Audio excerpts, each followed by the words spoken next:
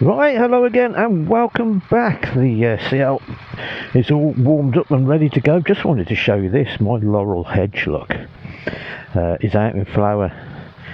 Don't know if you can see that, but if you could smell how beautiful that smells, I'll tell you what, it's the smell of summer, because this is the first ride out in British summertime. So let's get down the road. I'll see you down the road in a bit.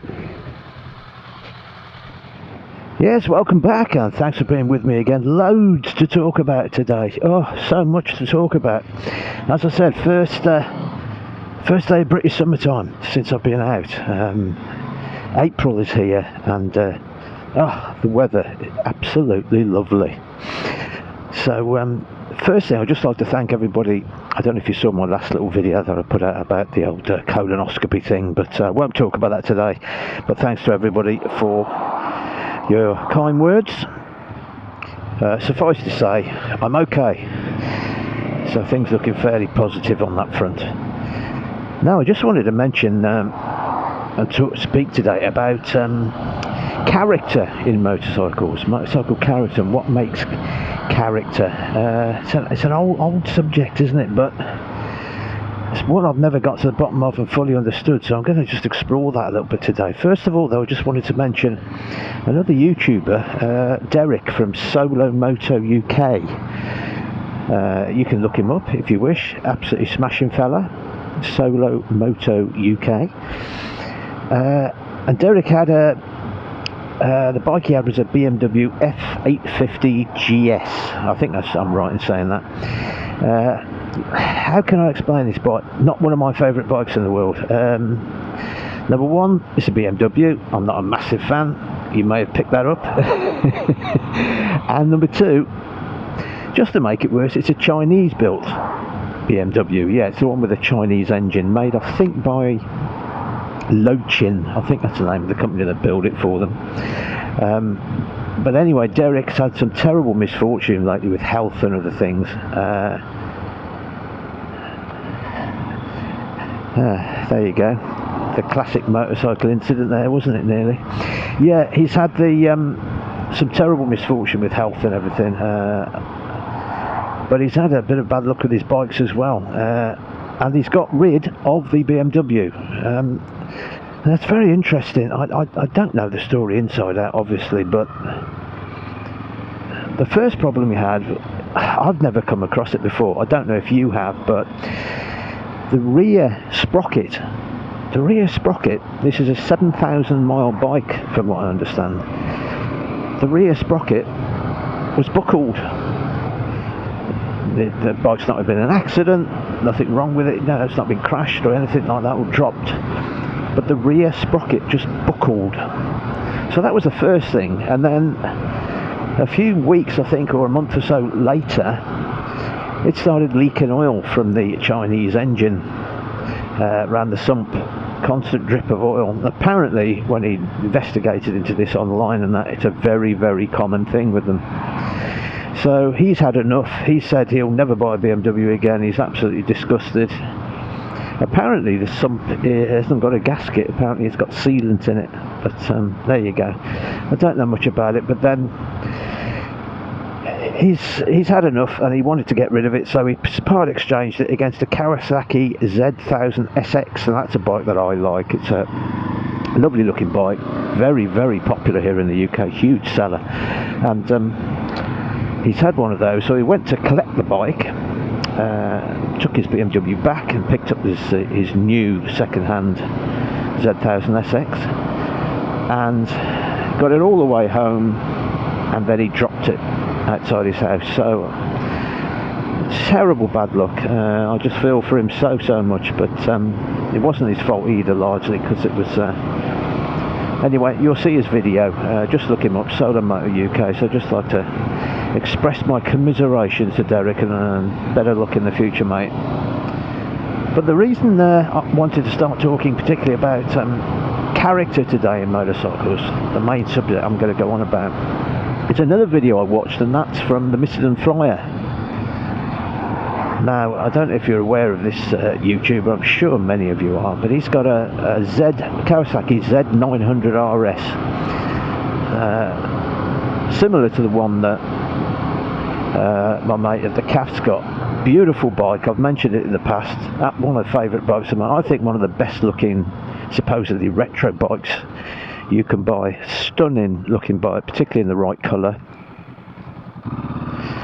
And the Mr. Flies is the latest one, the Yellow Ball. I think they call it Yellow Ball, the SE version. It's got all the Olin suspension. And he did a really interesting video. Now he said how much he loves the bike, how the looks of it are sensational, how everyone keeps talking about it when he stops. People keep saying, "Oh, beautiful bike, mate," and all this sort of thing. But it was very interesting right at the end, after saying that, you know, the bike is faultless in many ways. Rides perfectly, rides really well, plenty of power, everything going for it. He did a little piece at the end, very, very nicely done actually, where he walks away from the bike and mentions that the only thing is, it lacks character. And it got me thinking about this subject of character with motorcycles. And what exactly is it? What is it about certain bikes that on paper seem to have everything going for them, but some people can still find them just lacking that je ne sais quoi, that little extra that makes a great bike? Now, it's a difficult subject to sort of get your head around, really. I've tried to get some parameters which may be important. The one thing that I always think is the engine. I mean, a motorcycle is largely an engine, isn't it? As I've said in my other videos, it's the most direct connection between an engine and its operator, a motorcycle. It's twisting this throttle.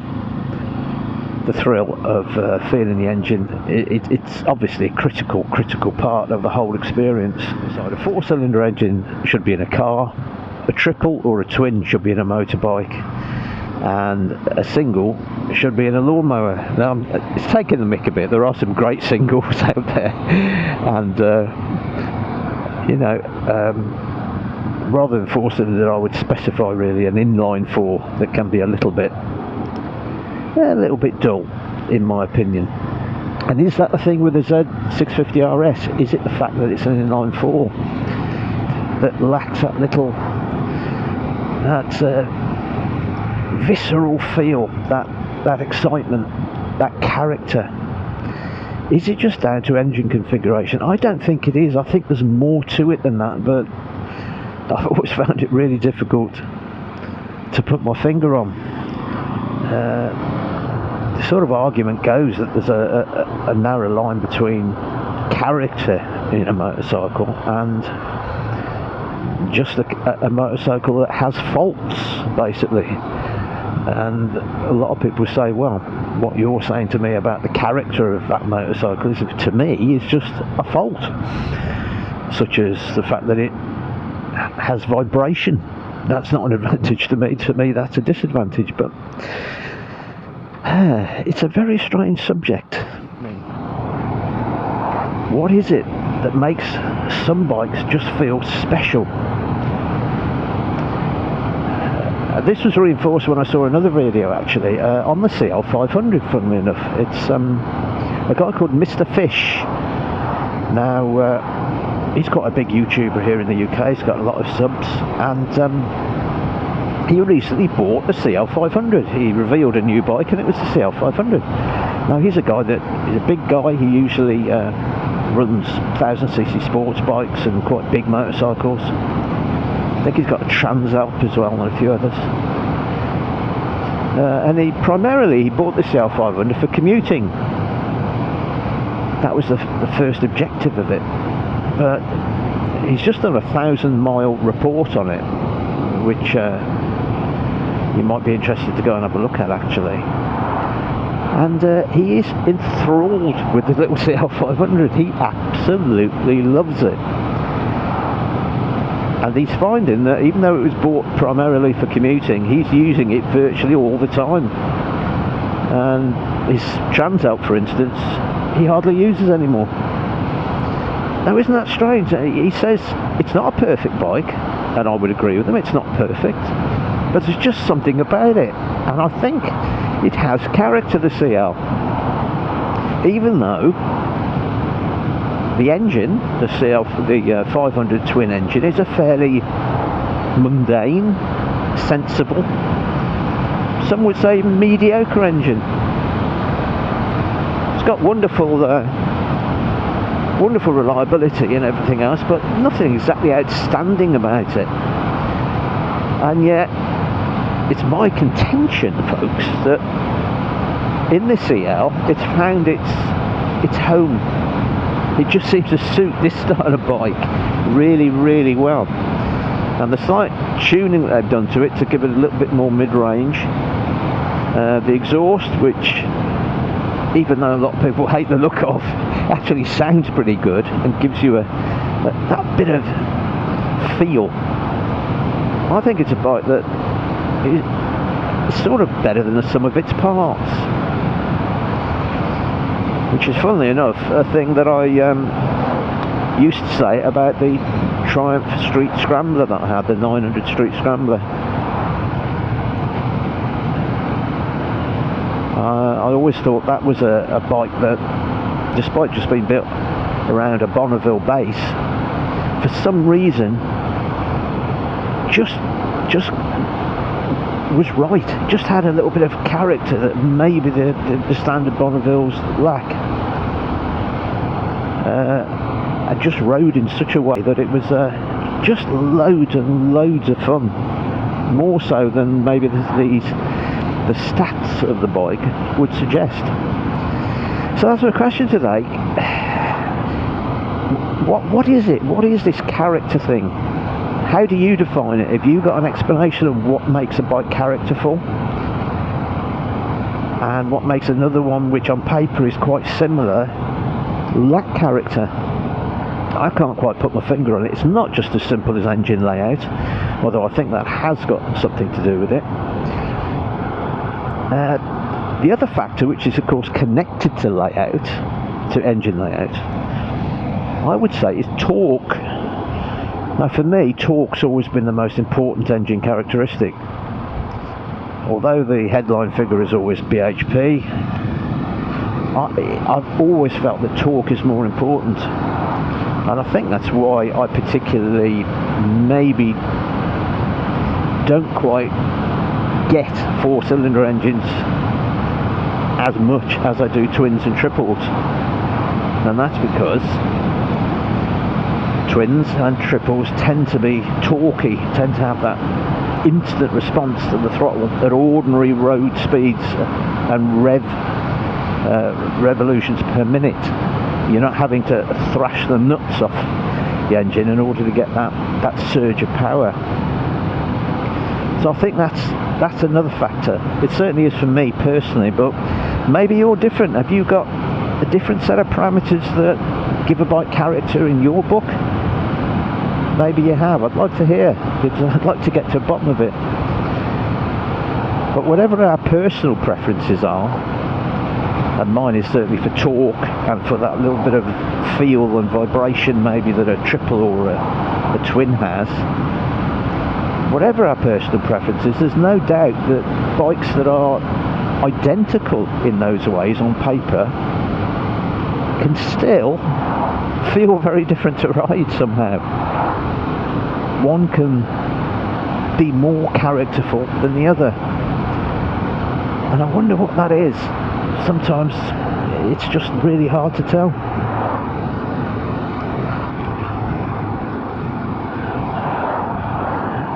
Well, what a beautiful day it is today. As I said, the first day I've been out, it's summertime, UK summertime official, so the clocks went back, and so we're going to see more and more sunshine and blue sky like this. Let me have a look at that.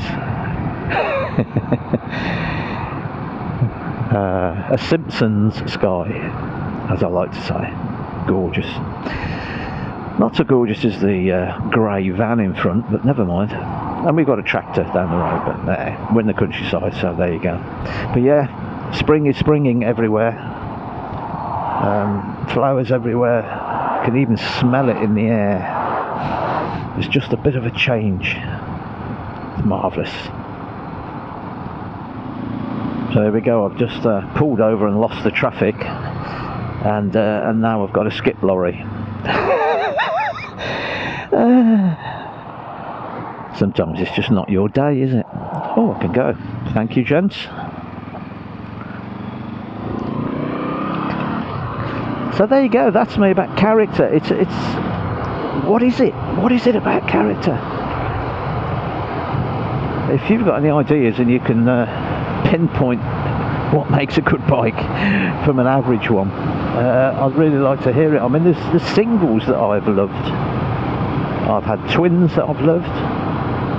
I've had triples that I've loved.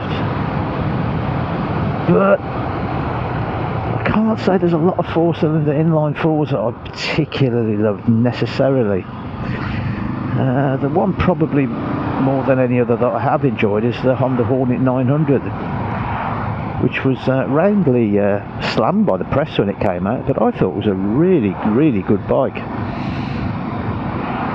But beyond that, I also had another bike, which I'll put a picture up here of, a CBF1000F.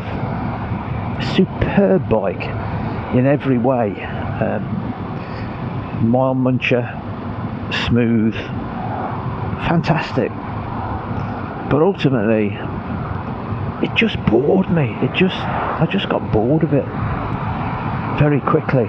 Just didn't have that pizzazz. And it's funny, one of the guys at the CAF, John, he's had a load and load of bikes. He's got a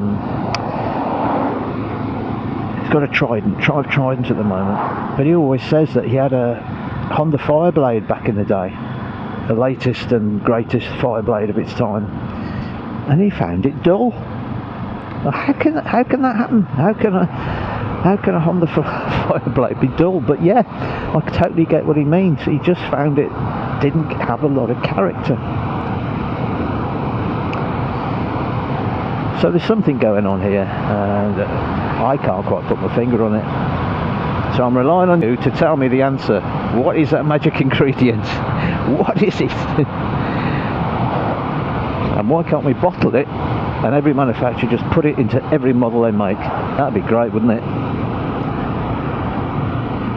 Right then, that is all from me. Oh, they're mowing the grass. Oh, I can smell it as well. Oh, summer's here. I expect we'll have loads of bikes out today. That's all from me. Thanks so much for listening and watching. Loads of people out today, I think. Yeah, it's looking good. And I will see you in the next one. Take care. See you soon. Bye for now.